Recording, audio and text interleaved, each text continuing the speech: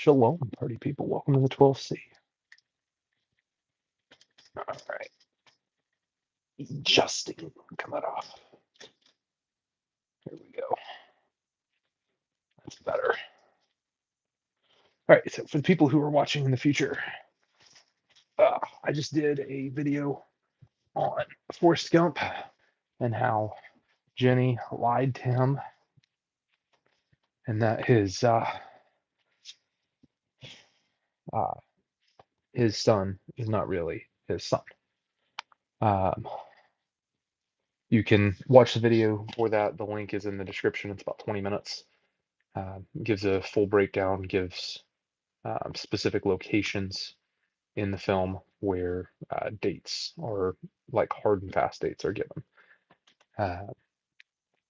And the big question is why in the world is Forrest's son 6 years old, 7 years old in 1981 when he was conceived July 4th, 1976. So that would put a birth date of approximately April of 1977. So 77, 78, 79, 80, 81, he should be 4 years old, like just turning 4 years old. And so why in the world is he, a 7-year-old at that point? Good to know, Bertrand. Yeah, why in the world is Forrest's son a 7-year-old when he hard and fast dates established in the film uh, can't be any older than 4? Uh, so that's kind of the big kicker. That video gives full walkthrough dates of when Forrest becomes a gazillionaire in 75, when Jenny shows back up in his life in 76, and when they do the horizontal tango for the first time ever, because Forrest is very surprised when she jumps in his bed. And then she runs away the next day and she tells the cab driver that she's not running because he asks where you going off to, or where are you running off to? And she's like, I'm not running. She knew exactly what she did. And then she runs off, lives her life, raises her son, who I assume at that point was actually already born, uh, and then reaches out to Forrest after she finds out that she's dying and dumps the kid in his lap, basically. Marries him for less than a year before she dies. And I think on some level that Forrest probably knew or figured it out. And because he loves Jenny anyway, I think he chose to raise the kid. And I'm actually partial to the theory that Forrest's mom was actually not his real mom. Uh, that Forrest was dumped on her because she ran a boarding house and baby just showed up one day. And she chose to raise him and love him even though he wasn't hers. And if that was the case, then that actually brings it full cycle. And Forrest chooses to love and raise someone who's not his. He's the dad who showed up, or the dad who stepped up instead of the actual dad. So I'm partial to that, and like I said, proof is canonically he should be like either right at 4 years old or turning 4 years old, and he's at the end of his first grade year. Um, and so that puts him at basically 7 years old. And even if he started school a year early, then he would still be 6 years old. And if he's in kindergarten and not in first grade, which is very unlikely in 1981 that he would have been in kindergarten on a single mother's income, um, just highly unlikely. Uh, but even if that was the case and he started kindergarten a year early, he's still way too old for what he should be. So anywhere from about 4 months to 2 years that Jenny is out of sync with her horizontal tango with Forrest to actually have conceived Forrest Jr. with Forrest Gump. So that's my story and I'm sticking to it. I would love to hear what you guys have to say about that. If you haven't watched the video, the link is in the description. And if you have watched it, I want to know what your thoughts are. Do you agree? Do you disagree? Let's hear it out. So, all right. Let's see. Roll call. Who's here? We got Beartron here. 5x5 Forrest. We've got Kermode. Shalom.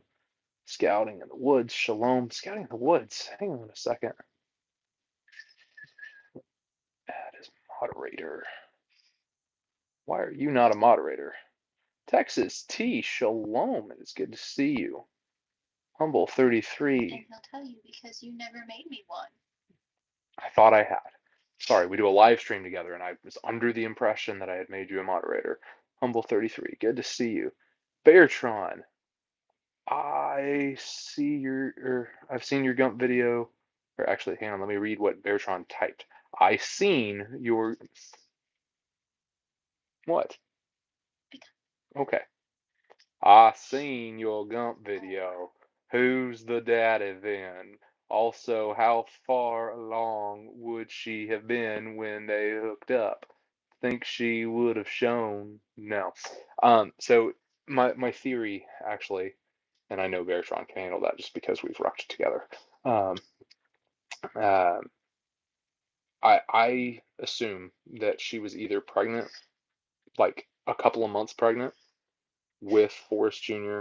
Um, at the time that she went back, or she had already had him, and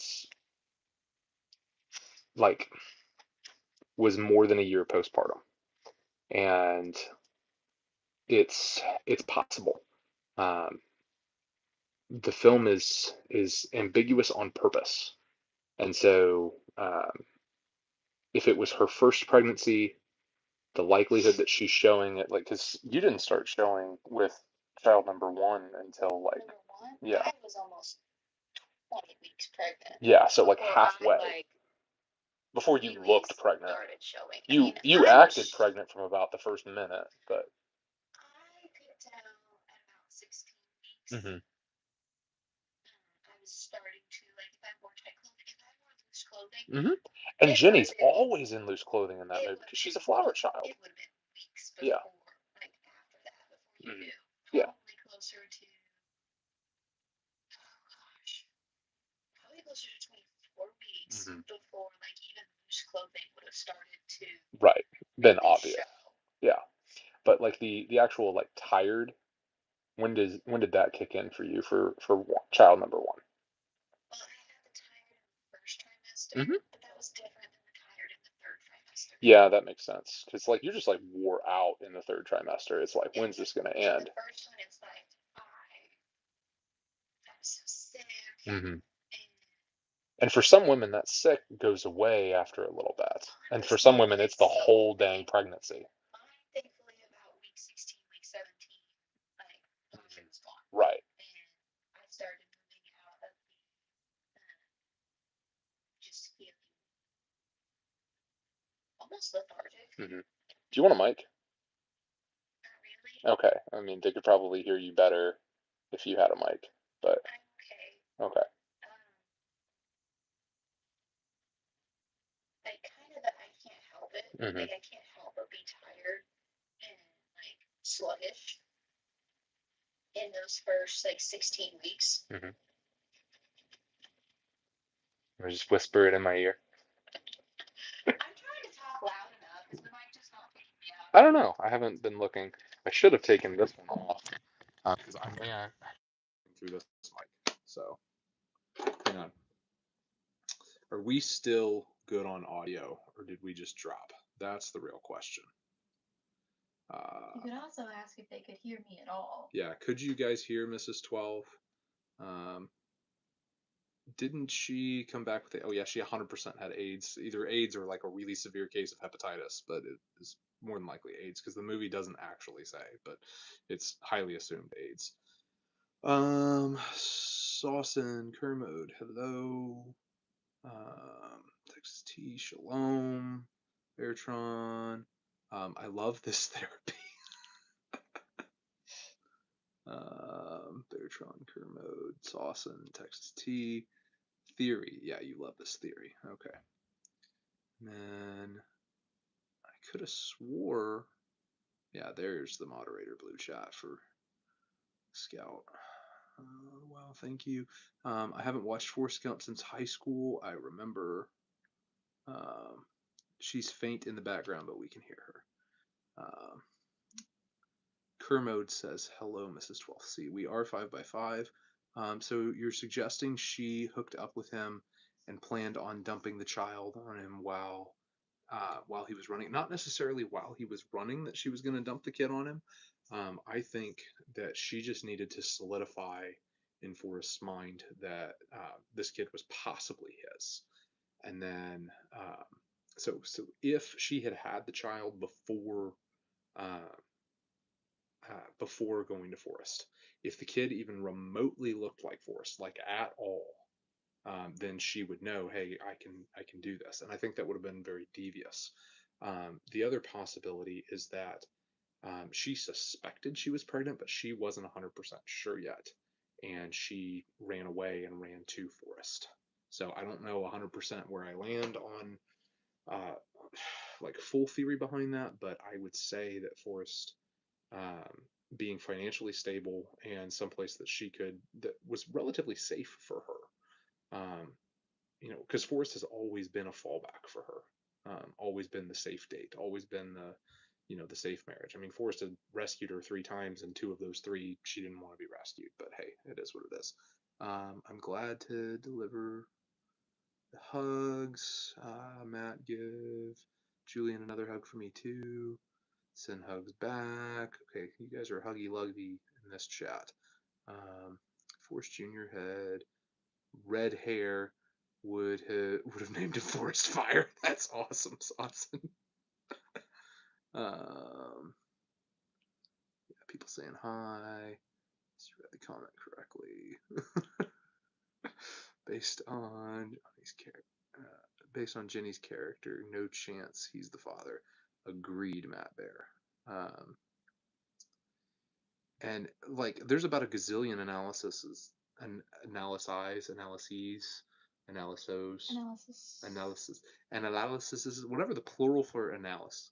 There's about a gazillion video essays out there about how horrible of a person Jenny is. I mean, there's even an interview online that Jenny, with the character that played Jenny, where she's like, yeah, like Jenny was a horrible person. Um, and they're like borderline irredeemable. And I will say this: she had a horrible past. Like I don't wish her past, even though it's fictitious. I don't wish her past on anyone.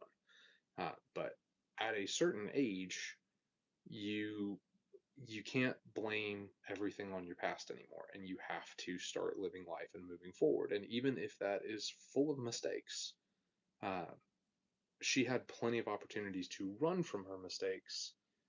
And there's a line from The Perks of Being a Wallflower that I really identify with. We accept the love we think we deserve. And so I'm sure there's a part of Jenny where she feels like she didn't deserve Forrest's love.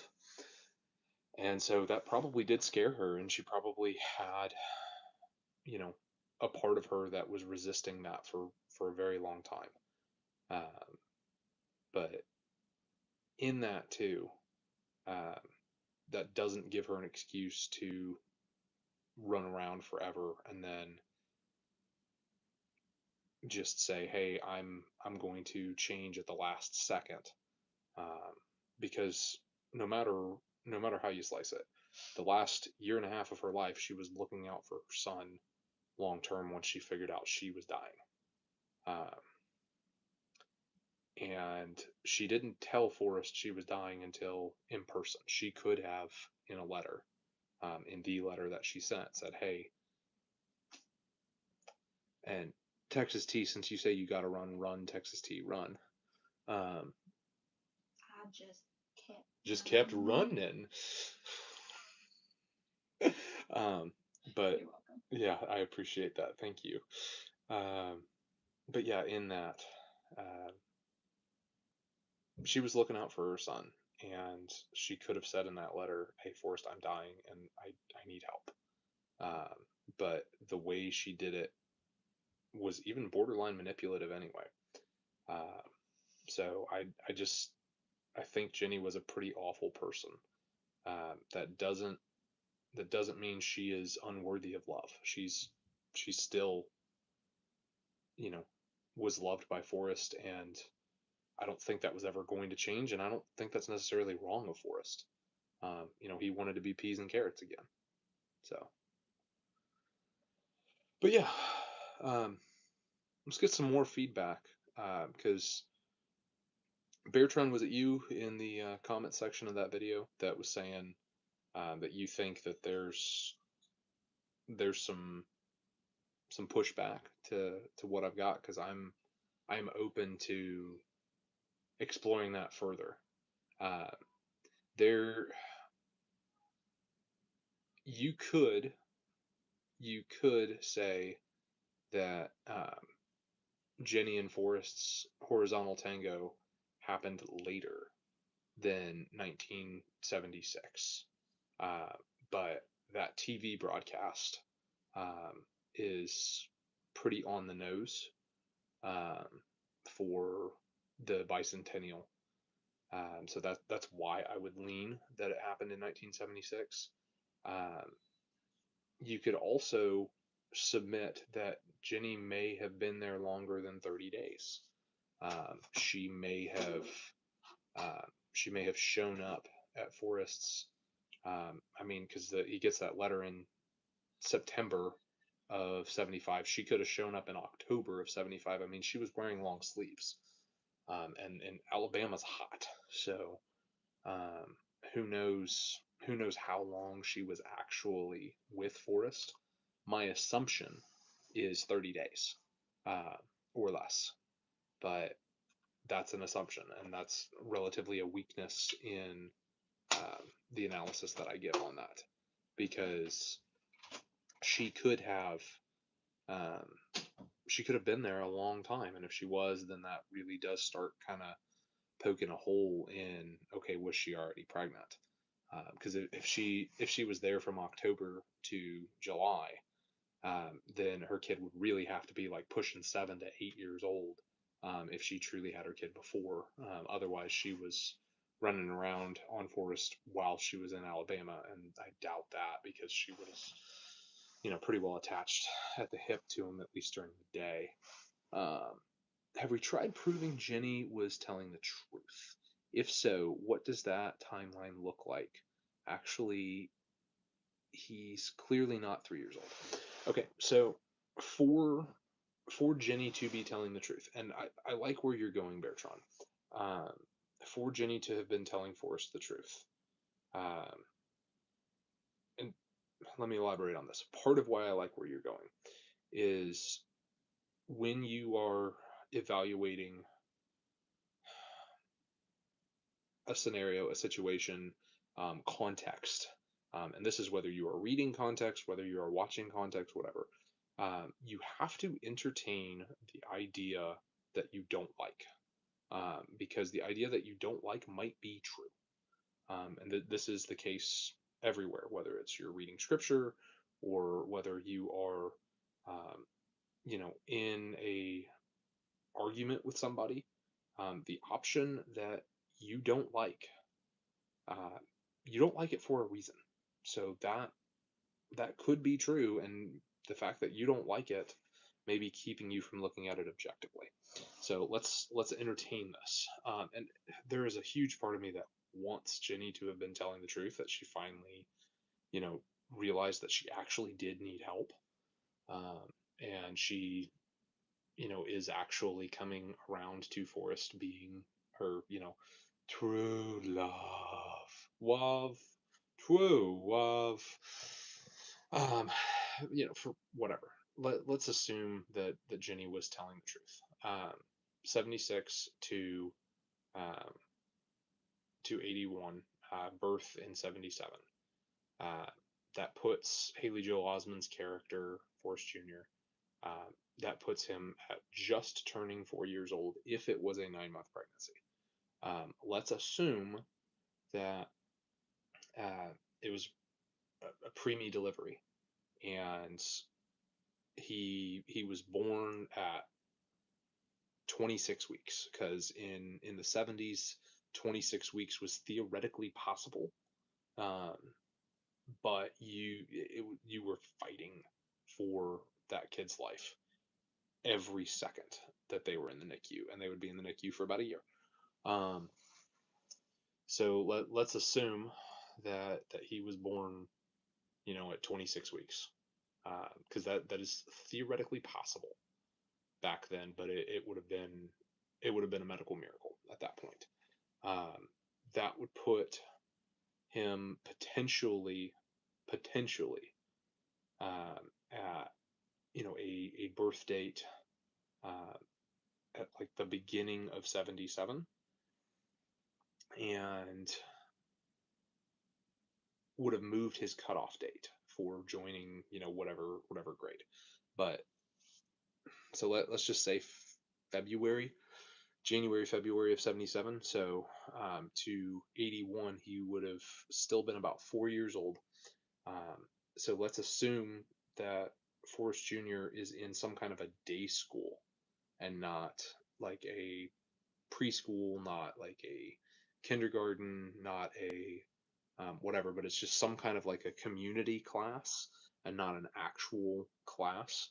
Um, well, how many kids are in there? Because if you're saying he's the smartest in his class or one of the smartest in his class, if it's like a three-kid day school, then him being one of the smartest in that, you know, three-kid day school, that doesn't really mean much. It's like, mom, dad, I'm the fastest reader in the slow group. Like, that's, you're not bragging at that point. Um, but at the same time, if it's like there's like 10 of them that are in this little, church-based day school or something. Um, okay, cool. It's half the day. Gives mom and dad a chance to, drop the kid off, go run errands. Um, one parent drops the kid off, the other parent picks the kid up. That kind of situation, because we did see Jenny had, like, assuming a friend, drop Forrest Jr. back off at her place. So there's, it could be like a mother's group, um, kind of an arrangement where like one mom picks up the kids, Monday, another mom picks up the kids another day. So you'd have a a possibility that those kinds of things exist. And it's some kind of like a church day school or something. Maybe Forrest Jr. plays at another kid's house until Jenny gets home from work, and that, mom drops him off, whatever. Um, that is possible, but we're getting past the point that he still would have been starting that, day school, preschool thing, whatever, um, right around the age of like 4, basically, which is possible. Possible. The other question is where's she getting the money for this? Okay, if it's a church-based thing, then maybe there's not a requirement for the money behind it, but the like even if it's something like that's through a YMCA or something, that's rare in 81. Like even in a city, even in stuff like that, because she would have started that in 1980. Um, it's just it's possible, but it is so slim of a chance. Like I said, Haley Joel Osment's character in that, when they were filming, was a 5-year-old, like almost 6. Um, and I understand that canonically doesn't affect the movie how old the actor is, um, but it just it is such a narrow window of possibilities, um, and they moved to Greenbow, Alabama. Forrest Jr. is in school there, and then Jenny dies, and then the new school year starts back up, and Forrest is talking to Jenny's grave, and he is telling Jenny that he's getting ready to go back to school. which implies that he is going to second grade, maybe third. Um, and that puts him starting. Okay, let's assume starting second grade, a 7-year old in 1982. So 77 for birth, 70, 78, 79, 80, 81, 82. Starting second grade at 5 years old. It doesn't compute. Even if he's a year early, it doesn't compute. Um, it's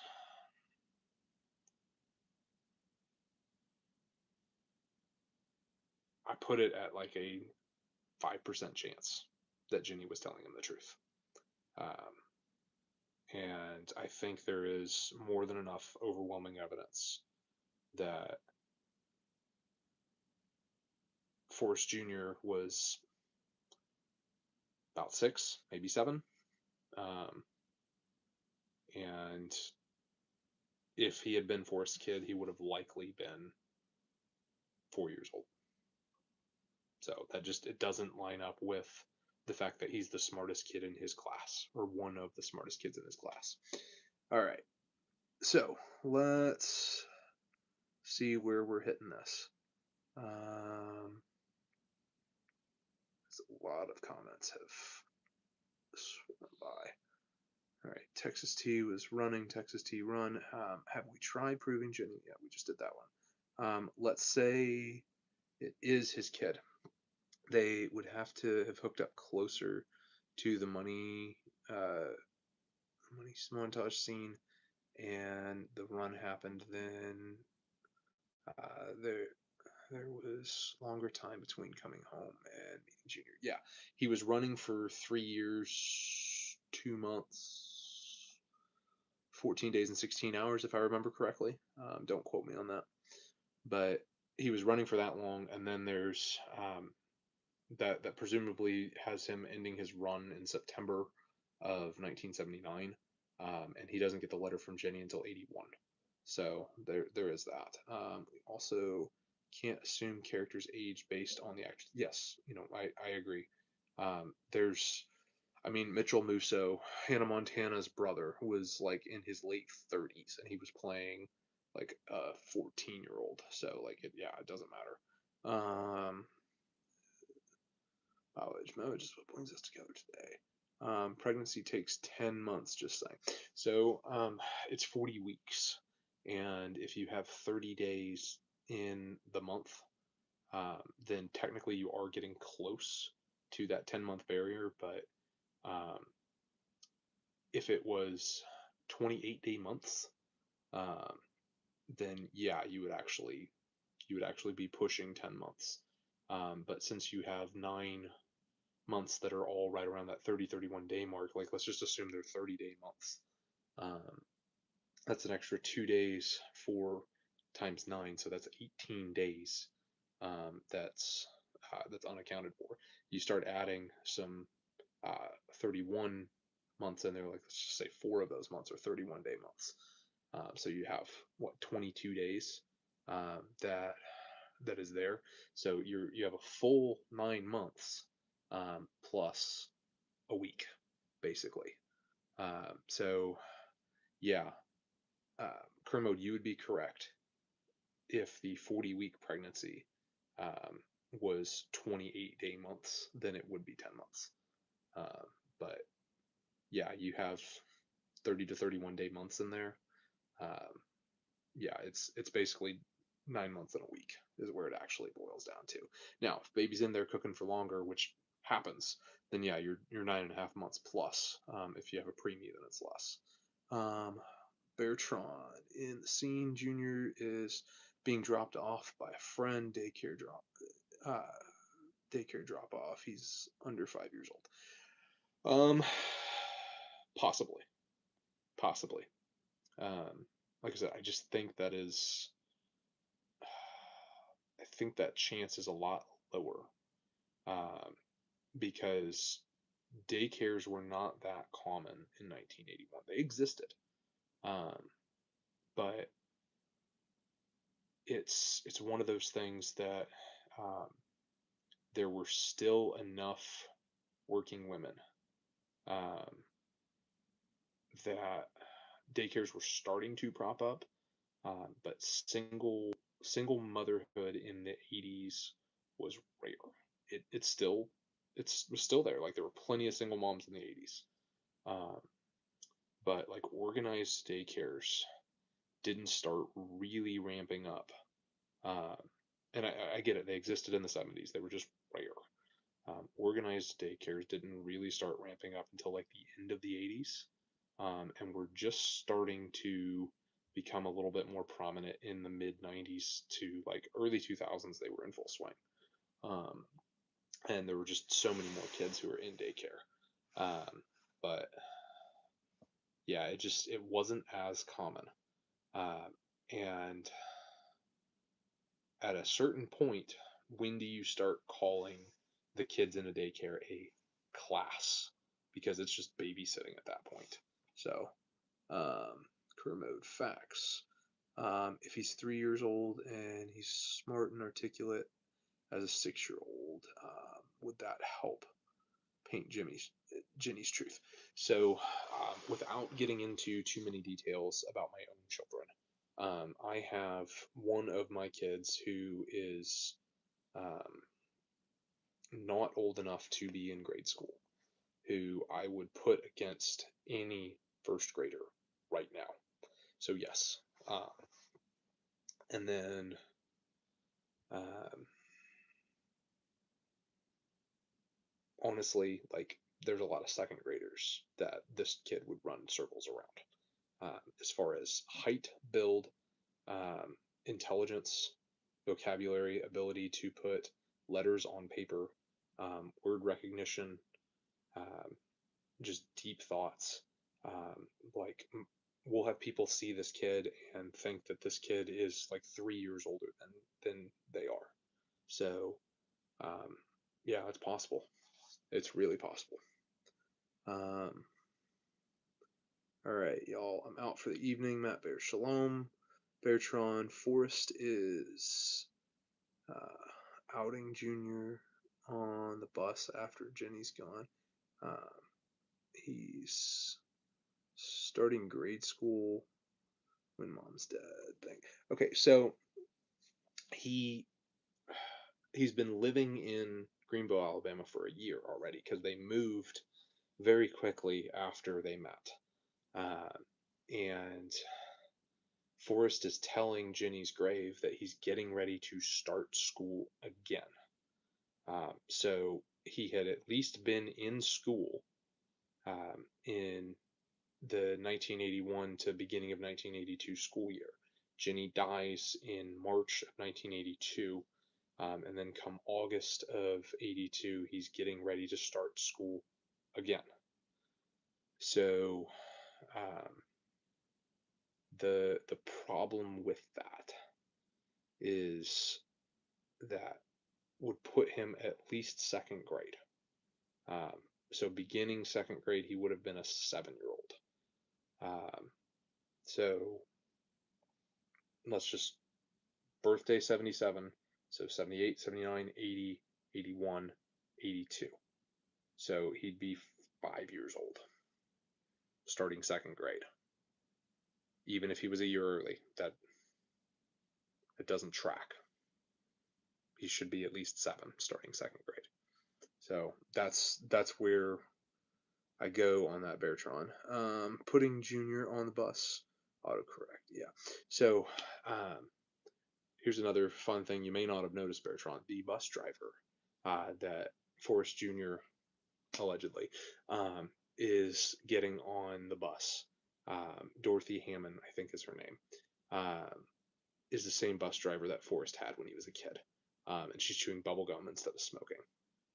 So same bus driver all those years later, and they did that on purpose. Um, so whatever it is, math ain't mathin'. Yeah. Good night, Matt.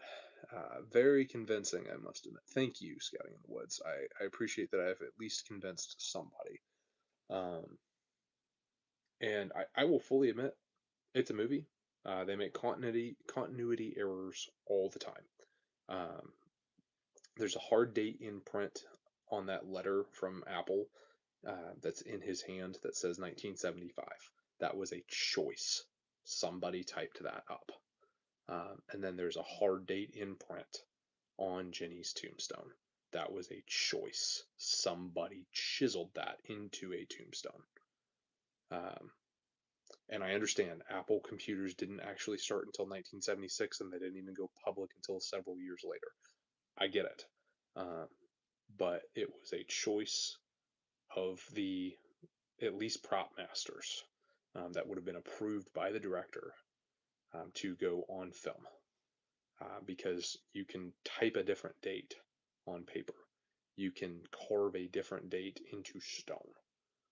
But we have a timeline of 75 when Forrest gets the money before Ginny ever shows up in his life again. And so that would put 4th of July in 76. So you have a timeline of 76 to 82. And it just, like I said, it just doesn't line up. Um, it maths only if Junior is actually only about 4, a smart 4-year-old, not taking the bus yet, still getting babysitting drop-offs.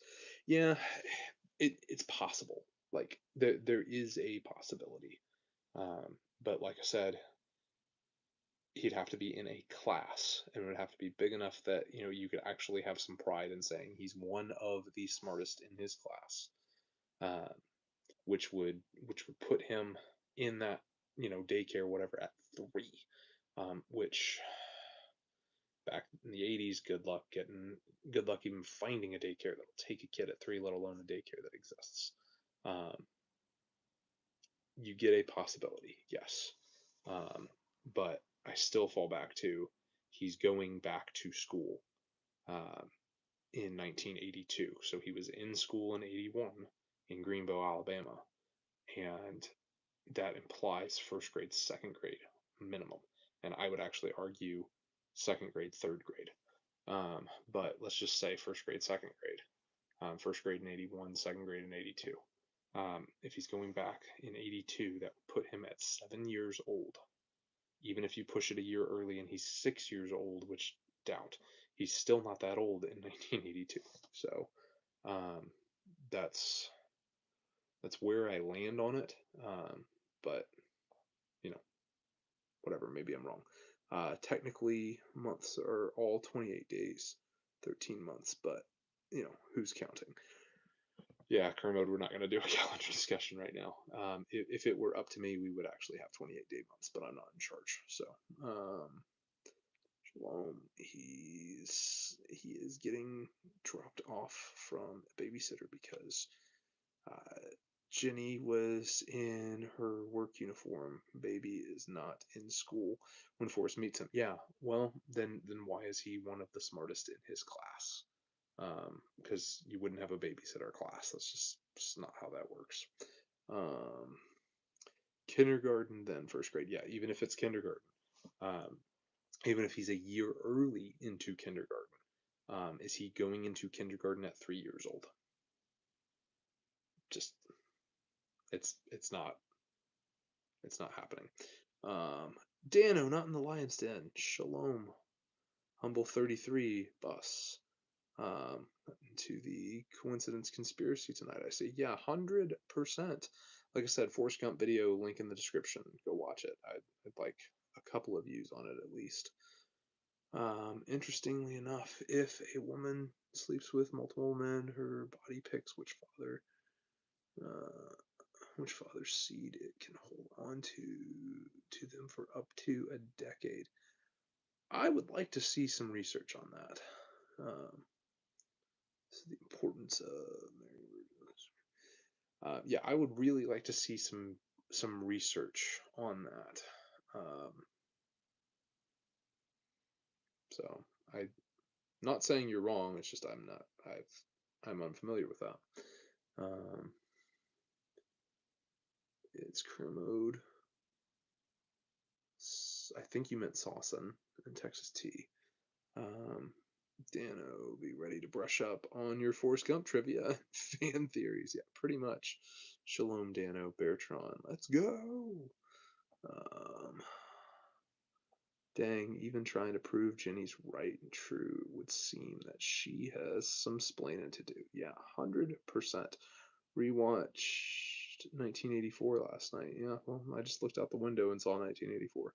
Um, Dano, have fun psychoanalyzing Forrest Gump. That's why I joined the. Yeah. Alright. Scouting in the woods. I'll go watch the video in a minute. I appreciate that. Everyone DNA testing their kids tomorrow. Done. No. Oh man. I'll tell you one of the biggest arguments for Forrest Jr. actually being Forrest's kid is the mannerisms are the same. You watch Forrest and Forrest Jr. Watching Bert and Ernie together, and the head tilt is at the same time and in the same direction and to the same degree. I can tell you the reason they chose Haley Joel Osment is because he actually knows how to act. And for a 5-year-old at the time, that was extremely rare. Like his parents just had him in acting classes like from the time he could stand. So it just, it was what it was. That's why he was in a gazillion things, and I still submit that Secondhand Lions is Haley Joel Osment's best film. But yeah, that's a whole different movie. Um, and without getting into a long conversation on Secondhand Lions and how the alternate ending to Secondhand Lions is infinitely better than the original theatrical ending, and that there was a version of that film that they just left on the cutting room floor that they should never have done. Haley Joel Osment is a phenomenal actor, even at 5 years old. It is a crying shame that his parents raised him in Hollywood, and I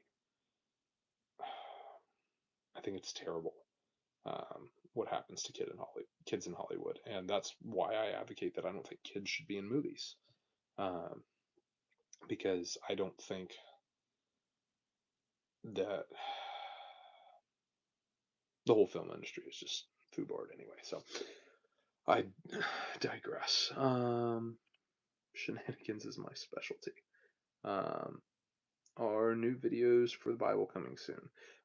Scout, I am doing live streams all week, so there will be probably a little bit more Bibling in that. I'm still getting my notes together for this Abomination of Desolation video.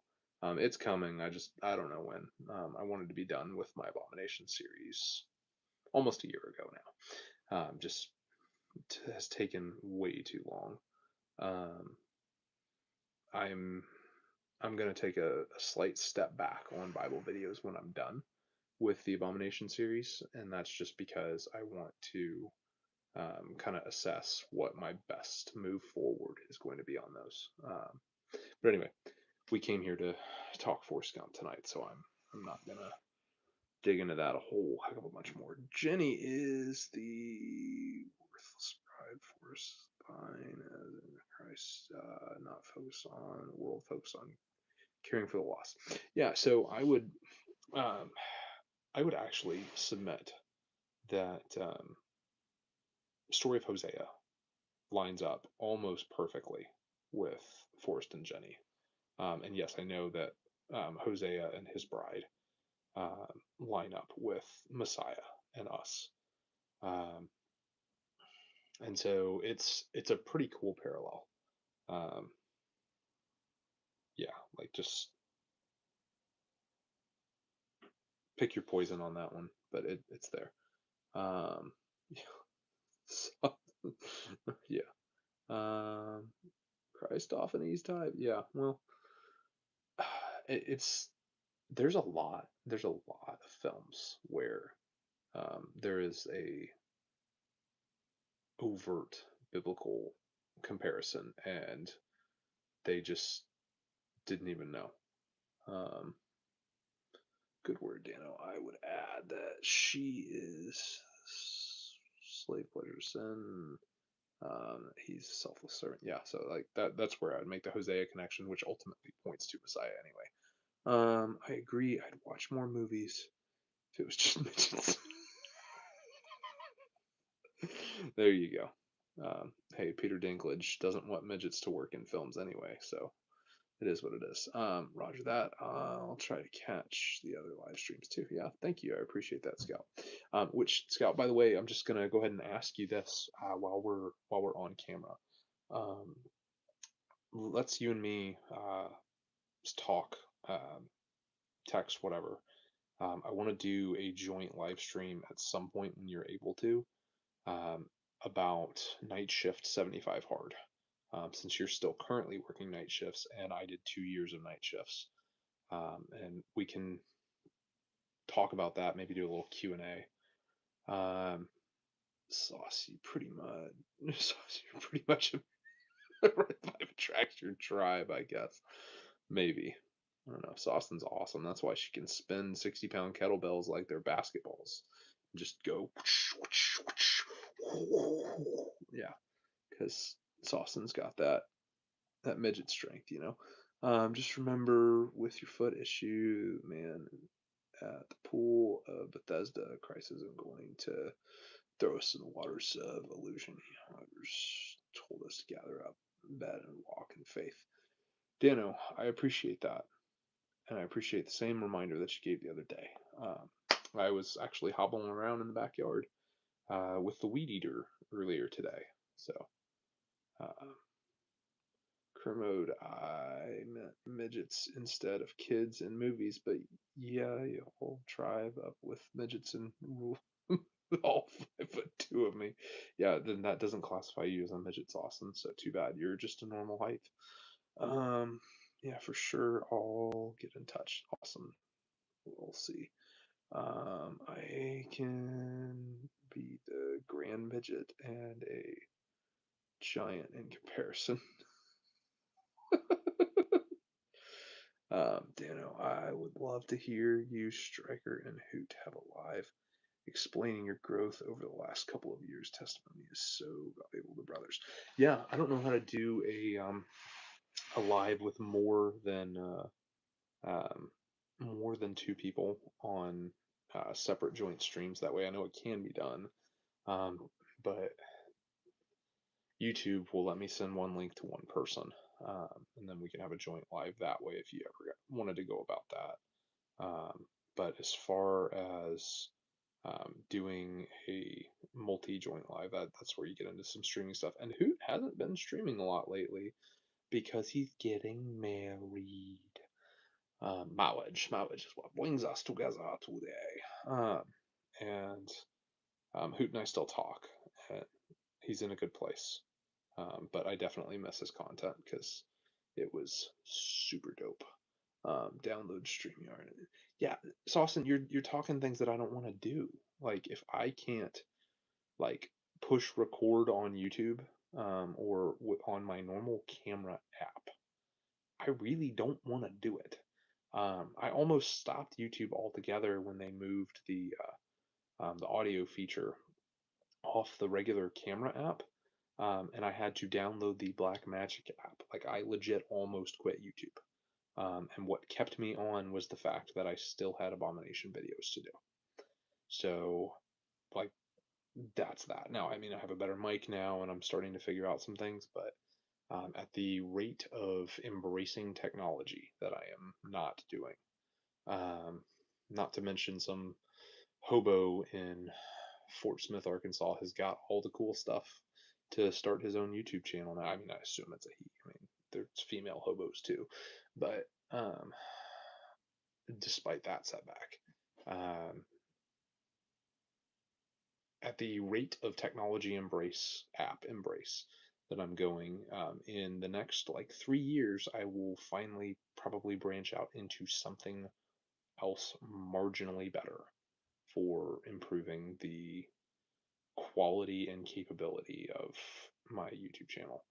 Like I'm not even using the Blackmagic app for its full ability. I'm barely using Canva in making thumbnails. I hate making thumbnails.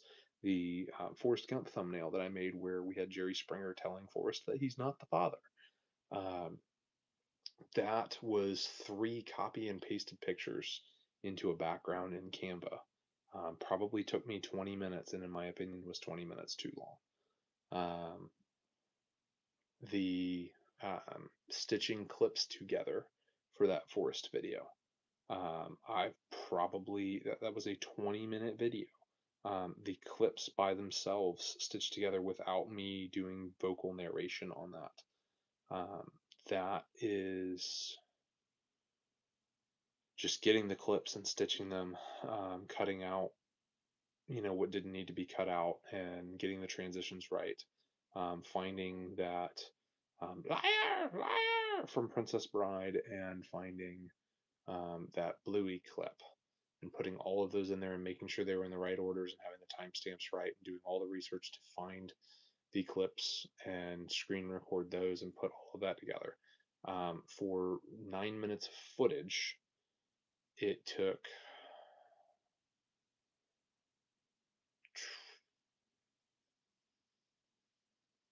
12 hours, I think, because it was probably about 3 hours of just film research, writing down what I needed, and then and not just like one watch through on the film. It's like starting at one point in the film and then like rewind, fast forward, rewind, fast forward, rewind, fast forward, pause. Okay, here, timestamp. Rewind, fast forward, rewind, fast forward, rewind, fast forward, pause, timestamp. Um, so yeah, you got about 3 hours of research in that. And then YouTube deletes the free Forrest Gump film off of YouTube, and it'll be several months before it comes back on again. Um, so I can't screen record just off of that. Now I have to go find the individual YouTube videos, um, and make sure they have the clips that I need. Um, get links for those so that way I can have them for the description of what I need. And then find the exact spots in those videos, screen record them, trim the videos down so that way I don't get flagged for stealing somebody else's video. And then um, run clips together. That's 6 hours right there just for those. So I'm at 9 hours, and then polish everything up. That's an hour of polishing, and then go through and write the description. That description probably took, I don't know, 20 minutes. 20 minutes for making the thumbnail, um, and then um, go back through, rewatch the video twice to make sure it's good. And that is just the individual clips. So we're pushing 10 hours on that, um, just for the actual video itself. Then there's my narration, uh, and I did that. I did 2 1 takes for that, which were about 20 minutes each. So we're at 40 minutes there. Have to go back through and listen to each one of those, find the one that I like. So that's another 40 minutes there. Pick the one that I like, and then I had to trim the video so that way the screen record start and stop weren't in there. Takes a little bit of time on that. So yeah, we're pushing 12 hours for one video that is 20 minutes long, uh, and then push upload. And the upload takes a little bit of time. Have to copy paste the description that I wrote into that, and then watch that video once I've got it one time through to make sure it's good before it gets published, so that way you guys can watch it. So to do a 20-minute video, that is 12 hours of my time. Uh, Not to mention this live stream, we're pushing an hour. Um, and conveniently, I'm laid up with an injury, so like I'm not working right now. Uh, but do that with a day job. Like, and that, like, I wouldn't even consider what I did like professional YouTube grade quality. Um, you're doing one YouTube video that way. Um, And there are creators that bang that out every week, and there are creators that bang two of those out every. So there are creators that bang more than that out. And y'all wonder why TJ complains about production quality on videos. Like, before I started doing my abomination videos, most of what I did was in one take. And I would literally push record, and if I liked the first 60 seconds of what I did, I kept talking. Um, and no editing, no clip stitching things together. It, warts and all, it was just in there, film it and push publish or push upload. Um, and it's just because when you do that, a 20-minute video takes you 20 minutes to record, maybe 30 because you had a couple of false starts. And then you upload it. That takes 5 to 30 minutes depending on your internet connection. You polish out a description, and you do descriptions as minimal as possible. Timestamps, you get timestamps in there. That takes you a little bit longer, and maybe you research some tags. So doing it that way, whatever time you've got in it takes about triple. So if it's a 20-minute video, it takes you about an hour. If you have a 2 hour, you talking at camera, you reading things, whatever, just assume that you've got 6 hours in it. Um, and that's basically no editing. Um, you can outsource those things, and I know TJ does when he does his uploads on stuff. Because I know he has Monica help him with stuff. I know he has Dudley help him with stuff. Um, you can outsource those things, but like that's where you get into the like thing that he's saying all the time, that YouTube costs him money because he's paying people to do things, and the revenue that he's getting from YouTube is not enough to pay those people. Um, so it's just that's that's the side of the content production that makes a lot of people quit, because there is no revenue in being a small creator. And then so you're doing it because you like it. That's really the only reason you're doing it. When I was doing the push-up thing, um, those videos, 10 seconds, 10 to 14 seconds, uh, figure 5 minutes of my time to set up the camera and the tripod where I wanted it, push record, go do push ups, trim the video down from 1 minute to 14 seconds, and then hit upload, make sure my title was right, and make sure that the text was in the places that it needed to be, and then engaging with comments, things like that. But yeah, like 5 to 20 minutes of my time for that, that's manageable. Like you can do that. Check comments on your lunch break, move on. Like that's why YouTube Shorts is as popular as it is. It's why TikTok is as popular as it is because like even like your pro grade people, like if they're making really really well produced shorts, it's a 1 minute short, and or like even a 3 minute short, whatever. Worst case scenario, a long short. Uh, Probably takes them an hour of their time to actually make the video. Probably takes them another hour of their time to edit things together, and get it exactly the way they want it. Say they're a wizard at editing things and they get it in 20 minutes.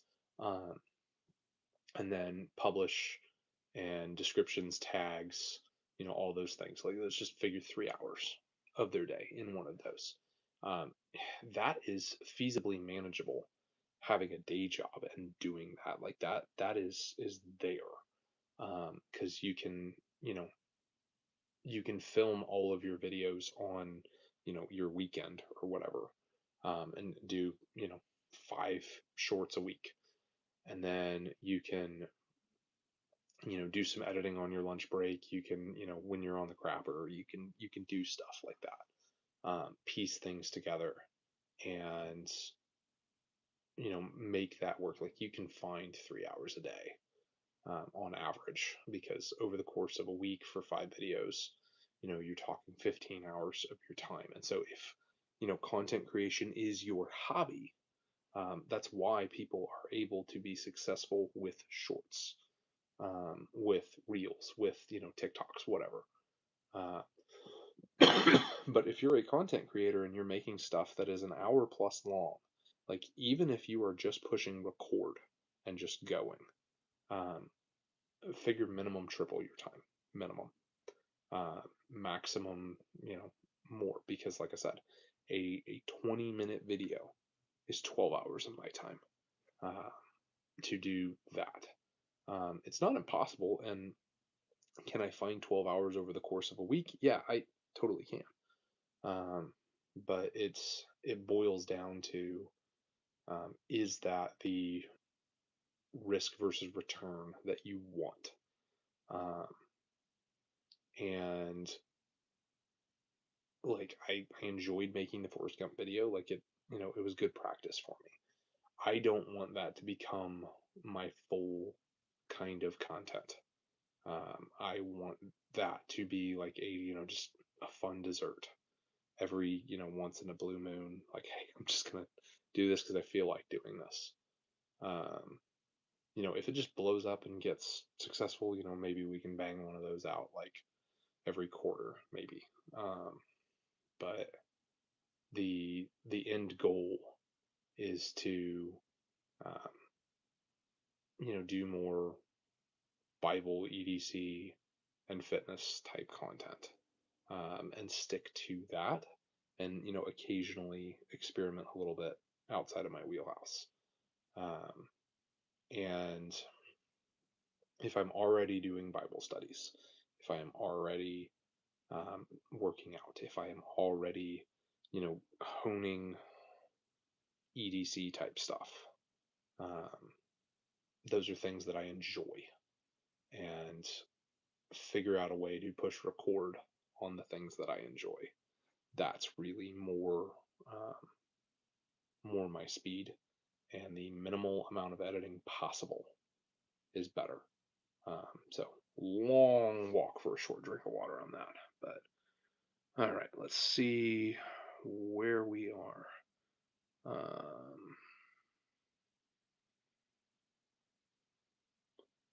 All right.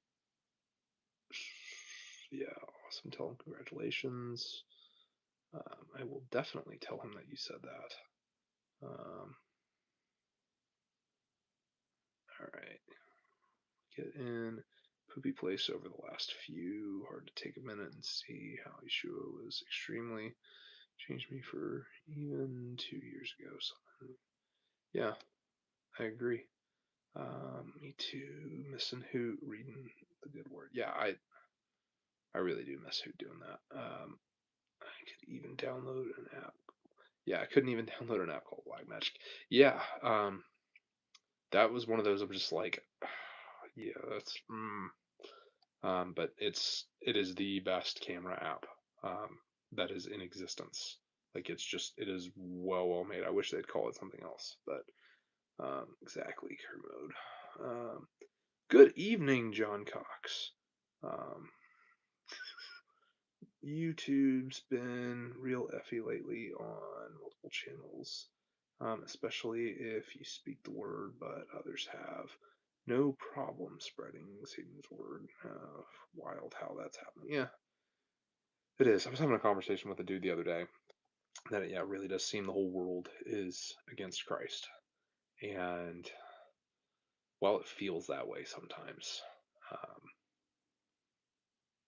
I think there's just a lot of people who just don't care. And I think the apathy is probably worse than the active resistance. I think it turned out awesome. It was a really good idea, to do this stream afterwards. Thank you, I appreciate that. And I may move to that kind of a format of post a video and then do a live stream vaguely connected to it. And I may go back um, and do some videos, or do some live streams on some previous videos, because I'm kind of enjoying this. Dang, I thought ScrewTube was fun. Why? But you got it. Thank you. I appreciate it, John Cox. TJ tells us all the time that YouTube is not a place to make money. Um, it's a time and a resource suck. Make it a labor of love. Yeah, I would agree. Um, there are people who are making really good money off of YouTube, um, but you've pretty well the way YouTube's monetization structure, as far as I understand it, has changed drastically. There were kids 10 years ago who were making videos in their bedroom with their iPhones, and they were making $10,000 a month, um, just off of ad revenue, not sponsorships, not, subscriptions, not websites, not merchandise, like just ad revenue. Um, and you throw in a t-shirt merch store and they were raking it in. YouTube really changed things, because they were originally basing it off of how many clicks you got, not how long people watched. And the thing is advertisers were losing a lot of money, and that's why YouTube changed, because YouTube wants to keep you eyes glued to the phone as long as possible. And so if your watch time is up, then you're seeing more ads. And on a long enough time frame, if you see enough ads for something, you will eventually either buy it yourself or you will tell someone else about it. And it's not that you click the ad immediately in YouTube, and some people do. But I mean, I'm guilty on Instagram of about 10 products now over the last 3 years that I've seen on Instagram that I've purchased. And then I would say 8 or 10 for my wife as well. So advertising works, otherwise they wouldn't do it. Um, I'd say probably half the stuff we bought we've actually enjoyed. Um, so it is what it is, but they get people to buy, and it keeps people sticking around. Um, I mean, there are other ways to monetize a YouTube channel without, um, you know, directly making money off of ads, but the algorithm doesn't push you if you're not, um, if you're not intentionally monetizing your channel. And my channel's not at the point where I can even monetize it yet. So the algorithm's not really pushing me that hard. It's mostly word of mouth at this point, and that's for every time I have wanted to quit. Um, One of you who has blue on your name, uh, has been in the comments of this one video is exactly what I needed. You said XYZ, whatever, and it's like, bro, I was just talking. Like, if you got something out of it, great. Um, or man, you explain this in such a way that I like I've been wrestling with this passage for years. Or hey man, you doing 75 hard this many times has inspired me to get off of my butt and like get going, and I've lost weight, and like I have had over the 3.5 years, almost 4 years that I've been doing YouTube now. I've had a dozen of you reach out and tell me that at least once, if not twice. And that always comes right around the time that I'm thinking I'm about to quit YouTube. And that's enough juice to keep me going for a little bit longer. So, um, same here. That's why I stopped editing on my old channel. Yeah, like it's just at the point of growth that I am at right now, I just don't see the return on the time. Like some of my most quote unquote impactful videos that you guys have absolutely loved, um, have been 20 minutes of my time, and it was a throwaway video of push record. Wow, I feel like I was falling flat on that one, and then like 8 people. I loved this video. It's like, oh my gosh, it's exactly what it like. You're welcome. And then pour your soul into something, and 2 people watch it and no one comments on it. There's one like, and you're pretty sure that like is from your mom. So like I appreciate my mom liking videos. I really do. I appreciate her watching, because I'm pretty sure half of my watch time is from my mother. But it is it is so disheartening when you pour your soul into something and it just falls flat. Um, if you guys want to help a YouTube creator, whether it's me or anybody else, if you want to help a YouTube creator, when you click on a video, watch it all the way through. Do not click off. Like, even if you set your phone down, watch it all the way through. Because watch time is where it is. Just watching for a minute does not do anything for your channel. It actually hurts them if you click away from the video. And I'm not telling you that you have to watch every video that you start on YouTube. Like, if you don't like the video, don't finish it. But if it's a creator that you like and you want to see them succeed, watch the video all the way through. Leave a comment. Engage. Um, like, even if it's just a thank you.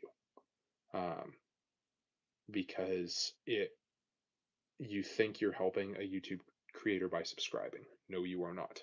If you are not watching their content, you are actually hurting them. Um, if you scroll past their content when you see it, you are hurting them.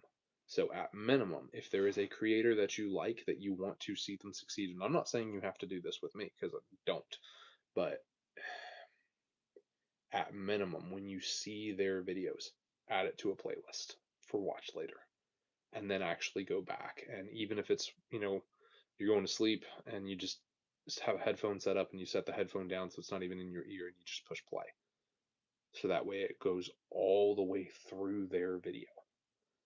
And then engage in the video later, even if it's just a thank you in the comments.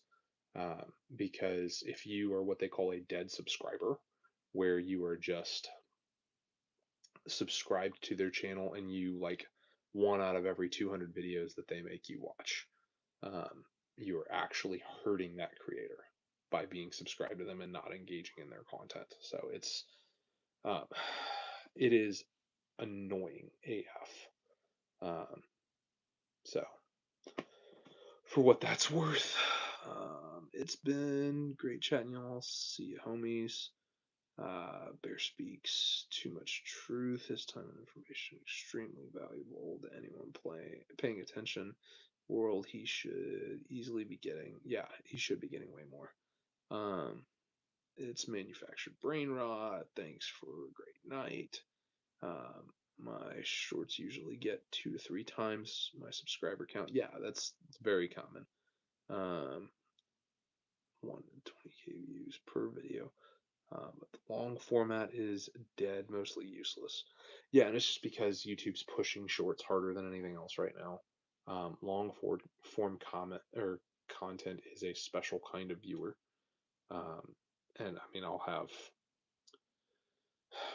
really any video over 5 minutes, just low viewer count, and then you look at the retention time, and it's not there. It's a struggle for a lot of people.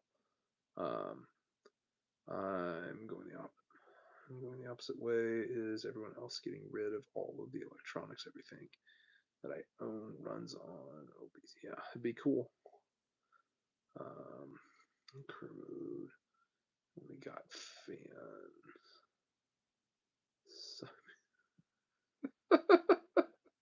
No, Kermode, I do not want to see you on OnlyFans because number one, I'm not on OnlyFans, and I don't think anyone should be. Um, all you see is my feet from the fire pit. Yeah, I made a joke when I had to go get my X-rays, um, that I was there to pay them to give me my own feet pics. It's just like usually when people are selling their feet pics, they're making money off of them. So, actually, not a bad idea. People will come. No. We've posted most of my content during the Koof Koof. I'd be a gazillionaire now. They definitely will monetize me, and I'm okay with that. Will not monetize me. I'd rather speak the truth. and be famous for lies. Agreed. If I don't have time, I put it on 2x, and in the end, go back and rewatch it when I can pay attention. Yeah, I agree, Sawson. I'm really guilty.